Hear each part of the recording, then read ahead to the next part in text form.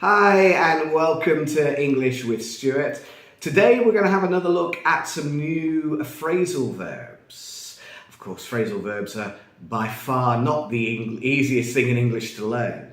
So today we're going to have a look at how to use some more phrasal verbs. And the phrasal verbs today will be cut across or cut through because they're synonymous. Cut back, cut down on, cut in, cut off and cut out. Now, if you like this video and you want more help with more phrasal verbs, please look in the chat below because I have posted the links to my other phrasal verb videos so you can practice your phrasal verbs and get some good examples with some sentences so you can see exactly how to use the phrasal verb. So let's start with the first one, cut across or cut through, because they mean the same thing. So that means to shorten your journey or your route. For example, you could say something like, I usually cut across the park on my way to work.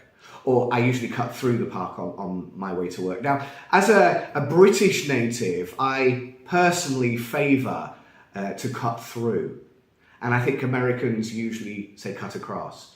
But they both work in both countries, so you can use both. Okay, next one, cut back is to reduce or decrease something. So they decided to cut back manufacturing. So they reduced the amount of products that they made. The verb, of course, to manufacture. To cut down. A number of trees were cut down in the forest to make space for a new building. That's a good example of cut down. But what about cut down on? Now, cut down on can also be used with cut back on.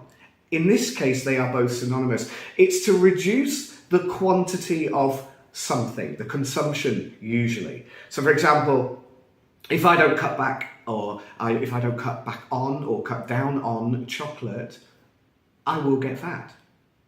If I don't cut down on beer, I'm not going to be healthy, for example. To cut in, what is to cut in? Well, cut in is to interrupt. It's to interrupt. During his presentation, they cut in. The journalists cut in during his presentation. Cut off. Now, cut off is very common, and cut off is to discontinue or to isolate. So, for example, he cut our conversation off when we were speaking on the phone before we had finished the conversation. So he disconnected the conversation, the call, the telephone call. Our group was cut off because of heavy snow. So we were in the mountains and it snowed and we were cut off. We were isolated or, again, really disconnected from the rest of the world. Okay, to cut out. Now, to cut out has a couple of meanings. One of them is to remove something with scissors. So, for example, you could cut something from a piece of paper and then remove it, and you have yourself a cutout, because you can use it as a noun. Of course, it's a verb as well. For example, she cut out a picture of her favourite pop star from the magazine. You could also have it to mean to stop doing something as well. I'm going to cut out eating chocolate. Now, that doesn't mean to reduce consumption, like I am going to cut back on eating chocolate. This means completely stop. I'm going to completely cut out sugar from my diet, for example. In fact, this reminds me of when I was very young. I can't have been much more than, I don't know, maybe 4 or 5 years old. And where I lived at the time in England, my neighbour used to shout at his dog. Whenever his dog barked, he used to shout, cut it out, stop, completely stop. That's what it means.